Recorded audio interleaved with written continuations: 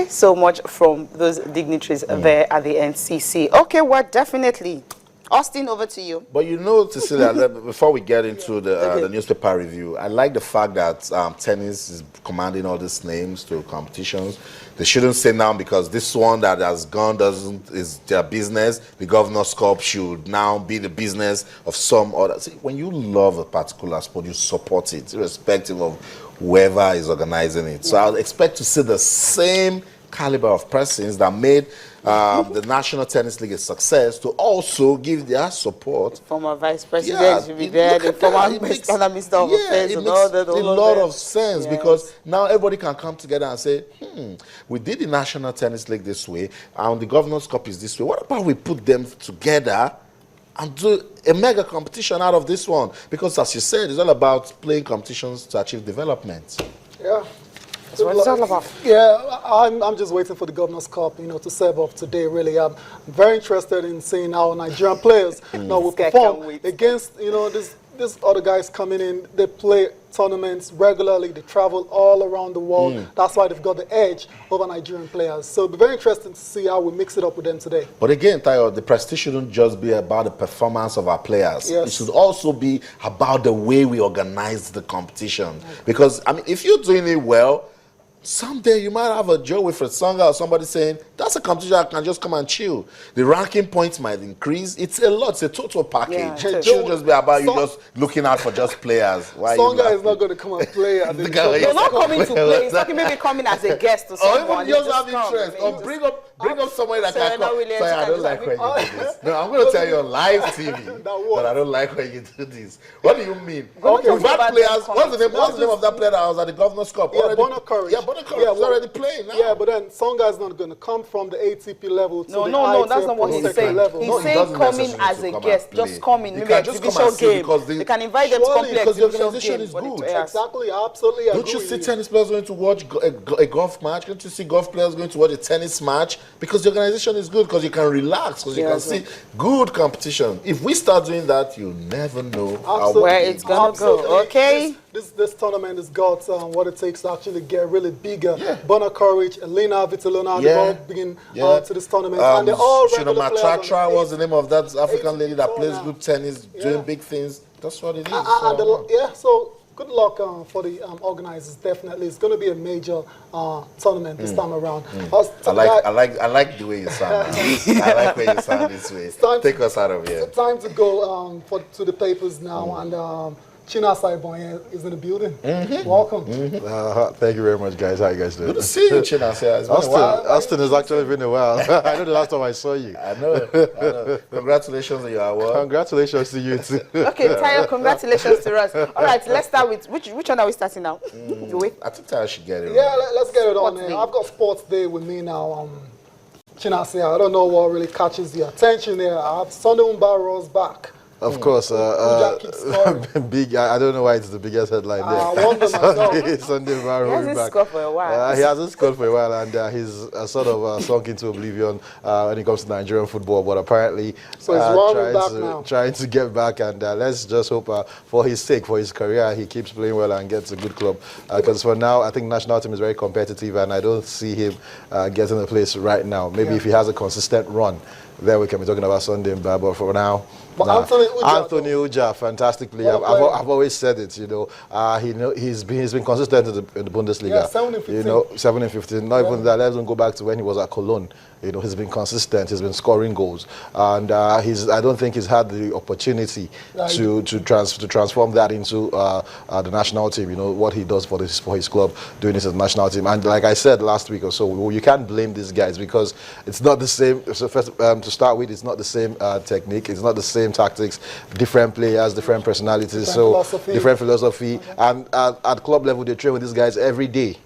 So there's a sort of a telepathy, there's an understanding, and you cannot expect it to just transfer to the national team. White, green jersey. Hopefully, Igalo is beginning to settle well into the national team. So let's hope if we can have a partnership of Igalo and Uja scoring. I think that would be fantastic. Uja with a passion to play for the country, but whenever he gets the opportunity, he doesn't take it. But he deserves more opportunity. I think he does. Based on his form. His form right now. In the Bundesliga. Another big one here for me says Azubike Dimba out of the semifinals. That's a massive one for Nigeria. Yeah, you know, it's like you said, massive. Azubike, very important player, also Dimba, and they will not be playing in the semifinals where the under 23 team will play, taking on the host nation. Senegal. You know, I would have wished to play South Africa, but we couldn't beat Algeria. We couldn't beat Algeria to qualify top of the group, so we have to make do with this. And although you can say what will motivate them here is win and go to the Olympics. It's that simple.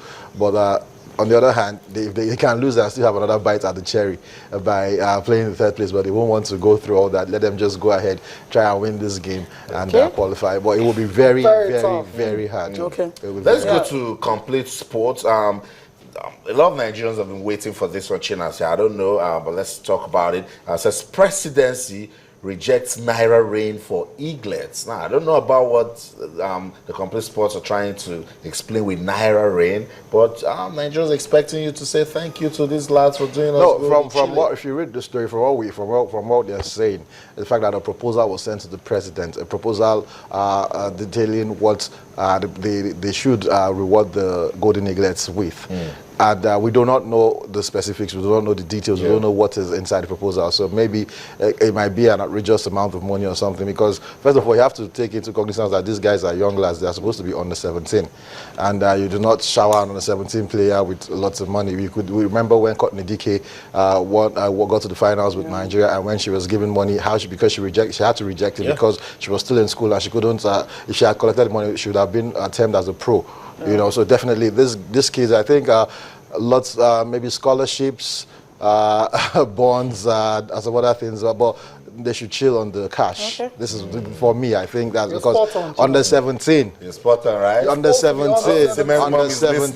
Saying, what are these guys? These guys are supposed to be under 17. What are these guys talking about? People are waiting for this money and saying spot on. Still, will you give your kid brother, your 15-year-old brother or 16-year-old brother, will you give him I'm just 3 million naira? Maybe bond. I think that bond that you talk about will be a better one for them. Okay, Sporting Life now, Austin. I was about to go provide. Sporting Life now, you have economic crunch. NFF to cut national teams now spends over 160 million per game for Eagles. Others got between 60 million to 80 million naira. And of course, can't fund 11 teams yearly, considers between 5 to 6 squads. What does this portray for the national team? I think I would have to hold the NFF marketing department accountable for this, because if they actually market these brands, this national team, talking about the under-17 team, 5-time world champions, the under-23 team, the Super Eagles, the female national team, African champions, countless times. So if they are not able to market these teams and let them have major sponsors, so that when they need to prosecute games, you know, what they'll be coughing out will be minimal. I think we should actually be probing the NFF marketing department. They should be the ones. Because the Super, you should not. Because they actually have a company that sponsors most of the management to different summits, you know, different programs, you know, in London and all that. Currently, we have all the FA chairmen in London, you know, undergoing leadership training. I'm saying if you can get a sponsor to do that for these so-called FA chairmen, of course, leadership training and all that, you can't get that for your national team. Because I want to ask a question, for the various national teams, how many games do they play in a year? You know, let's say, give or take, Super Eagles play in a year where there's no competition, they play about 7-8 games, qualifiers and everything, and friendly games. If a company, a multinational, decides, okay, you know what, I'm going to take charge of the Super Eagles, anytime they want to play a game, I'll be in charge of prosecuting the fixtures and everything.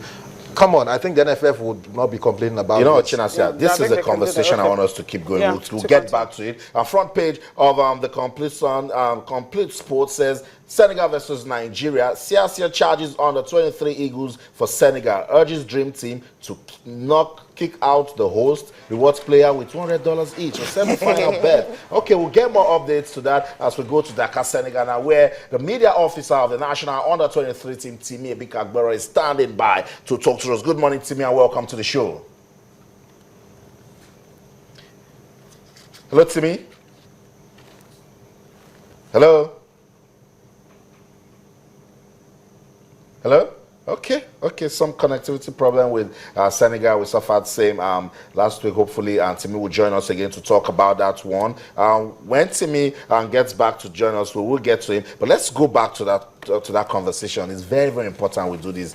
Joachim Löw generates revenue for the German football. Yes, because he's a brand. That's what it is. That's what the Super Eagles of Nigeria won AFCON in 2013. 3-time African champions. What money did we make out of it? I think you should be directing that question to me. So I keep saying, we have big. Do you know what some countries will do with players such as Mikel Obi, Ahmed Musa, even before Odion Igalo is setting the Premiership alight right now. Even Anthony Uja, score. Somebody's not thinking somewhere because we just want to go to the government and take the money. It's and now we're beginning to see all of this, and then reality is beginning to step in. If you can get sponsors, people that believe that yes, you are a brand, put money into it to send people abroad to get one or two things. Why can't you think of what you have as a brand to sell? I think, like you said, this is a discussion that should continue and go on, and I think we should keep talking about it, keep shouting about it until things are done, because we cannot afford to lose any of the national teams. I don't understand why, because every national team is important. The under 13 players are supposed to graduate into the under 17, the female team, the under 23 team, the under 20 I like team. that part, the under 23 team. Yeah, it's Let's very go to important. Okay, all right. We're having a lot of issues trying to connect with Timmy. We need to find out how the team is getting ready. Timmy joins us now live from Dakar, Senegal. Good morning, Timmy, and welcome to the show. Good morning. Fantastic. You need to see me smiling, hearing your voice. Good one for Coach Samson Siasia and the national under-23 team. Semi-final place. It's looking good. We're getting closer to Rio. But I'm sure you know, Timmy, they will face a very loud music when they meet Senegal on Wednesday. Well, what the coach has told the players, Brentland, that come Wednesday, we'll be playing against 12 million persons, not just 11 players on the field, because the nation will be against them. They should realize one thing, that what is about most right now is that they'll only 11 players on the field of play, and that if they put that in mind, they can get an upset and beat the host nation, Senegal. So right now we're not bothered about whether we're going to play the host nation or not. We're just knowing that having match and the target is going for the finals and picking tickets. To maybe a lot of people have complained about the style of play of this team. The attackers are not, they don't have the understanding that a supporting striker and the main striker should have. The defense still a suspect. What's the coach saying to the team? What are his plans for Senegal? Because it's going to be a difficult game. Well, let me just say this. With all due respect to the opinion of persons, they should realize that the coach has a team on ground with players he knows are with them. You can't be out there and know what's happening in the team. Whatever player uses, he knows why he's using them. So please, they use the patience, let them. They're pushing outside, he's pushing inside, and when he finishes, bottom line to get a ticket here to the Olympics. They should respect his opinion, accept what he's doing right now, support him instead of